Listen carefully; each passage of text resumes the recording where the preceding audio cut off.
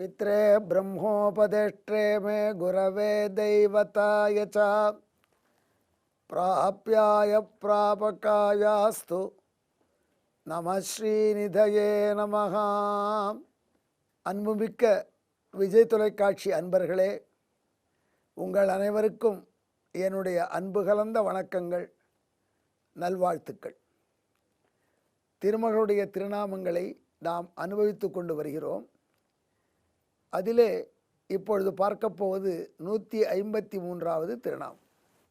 எம்பெருமானுக்கு கள்வன் என்று ஒரு பெயர். கள்வன்னா திருடன், நம் நெஞ்சை திருடுபவன், கோகுலத்திலே வெண்ணெய் திருடியவன் என்று இப்படி பல அடிப்படையிலே அன்பர்கள் உரிமையோடு அவனை கள்வன் என்றே அழைப்பார்கள். ஆனால் அந்த திருநாமத்தோடையே ஒரு திவ்யதேசத்தை எம்பெருமான் இருக்கிறான். எங்கே காட்சி தருகிறான் என்றால், காமாட்சி அம்மன் சன்னதியிலே, ஒரு சிவக்ஷேத்திரமாகிய காமாட்சி அம்மன் திருக்கோயிலிலே காமாட்சி அம்மனை வழிபட வந்தவர்கள் கேட்டுக்கொண்டால் அந்த குருக்கள் காமாட்சி அம்மன் கருவையில் பின்னாடி இருக்கக்கூடிய இந்த கள்வனை தரிசனம் செய்து வைப்பார்கள். கள்வனாக வராகமூர்த்தியாக பகவான் அங்கே காட்சி தருகிறார். ஆனால் இந்த கள்வனை பற்றிய ஸ்தல புராணம் சொல்கின்ற செய்தி ரொம்ப ரொம்ப ஆனந்தம் தரக்கூடிய செய்தி.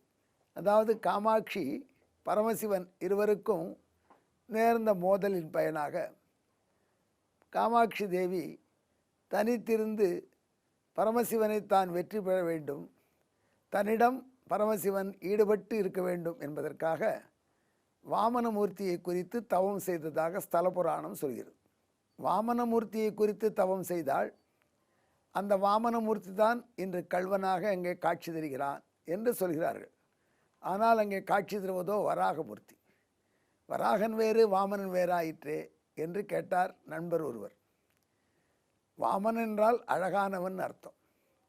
ரொம்ப அழகான மூர்த்தி என்று பொருள் புரிந்து கொள்ள வேண்டும். அழகான மூர்த்தி வராக பெறுவான். பூமி பிராட்டியாராக இருக்கக்கூடிய லக்ஷ்மி தேவியின் அம்சம் பூமி. அவளுக்கு வந்த ஆபத்திலிருந்து அவளை தூக்கி கொண்டு வந்தான். எனவே ஆண்மை மிகுந்த அவனே மிக அழகனாக பிராட்டிக்கு கண்ணிலே தென்பட்டான். அதைத்தான் வாமனன் என்று சொல்வது. வாமனன் என்றால் குள்ளம் என்று வாமனாவதாரத்தையே மனதிலே கொள்ள வேண்டிய தேவையில்லை. வாமனீகி என்று உபனிஷத்திலே ஒரு பெயர் இறைவனுக்கு ஓதப்படுகிறது.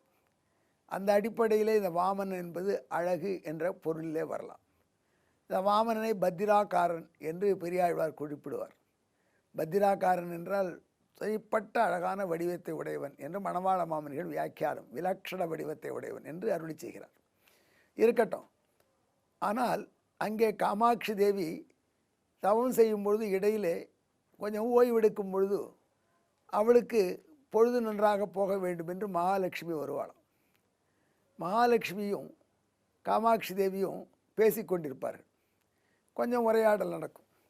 அப்படி உரையாடல் நடப்பதை எம்பெருமான் மறைந்து கேட்பானாம், மறைந்திருந்து. அதை ஒரு நாள் காமாட்சி கண்டுபிடிச்சிட்டாளாம். அதனால் திருடா கள்வா என்று கூப்பிட்டாளாம்.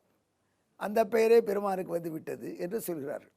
அதாவது அதற்கு பகவான் சொன்ன பதில், காமாட்சி, திருமகளும் நீயும் பேசும் பொழுது அதை கேட்பதே மிக ஆனந்தமாக இருக்கிறது. திருமகளின் குரல் நான் இல்லை பக்கத்திலே என்னும் பொழுது அவள் பேசுகின்ற பேச்சுக்கள் அவைகள் எனக்கு மகா ஆனந்தத்தை அளிக்கின்றன. ஆகையினாலும் ஒளிஞ்சிருந்து கேட்டேன். ஒட்டு கேட்குற தப்பான எண்ணம் இல்லை என்று எம்பெருமான் சொன்னான் என்று சிலர் சொல்கிறார். இந்த அடிப்படையிலே கள்வன் என்ற பெயருக்கேற்ப பகவான் அங்கே காட்சி தருகிறான். பிராட்டி காமாட்சி இருவரும் பேசிக்கொண்டிருக்கும் பொழுது அப்பொழுது அவர்கள் பட்ட ஆனந்தத்தில் உண்டான சிரிப்பொலியினால் அங்கே கீழே ஒளிந்திருந்த பூத வடிவில் உள்ள ஒரு அரக்கன் திடீரென்று தன் சாப விமோசனம் பெற்று உயிர்த்து எழுந்ததாக சொல்கிறார்கள். அப்படி உயிர்த்து எழுந்த அரக்கன் இந்த இரண்டு தேவியர்களும் காமாட்சியும் மகாலட்சுமியையும் உடனேயே எங்கேயும் ஒழித்து வைத்து விட வேண்டும், அபகரிக்க வேண்டும் என்று தீர்மானித்து அவர்களை அபகரிக்க வந்தான். அப்பொழுது காமாட்சி அண்ணனுடைய உதவியை நாடினாள். அடுத்த வினாடி திருமால் அந்த அரக்கன் மீது தலை மீது நின்று நர்த்தனம் ஆடத் தொடங்கினார். அது அவனுக்கு இன்னும் வெறியை கிளப்பிச்சு. அவன் இன்னும் பயங்கர ஆட்டம் கொடுத்தான். உடனே அவன் மீதே உட்கார்ந்தார்.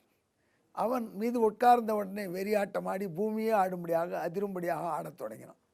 உடனே அந்த அரக்கனை வீழ்த்தி அவன் மீது தான் ஆக்கிரமித்து பள்ளி கொண்டார்.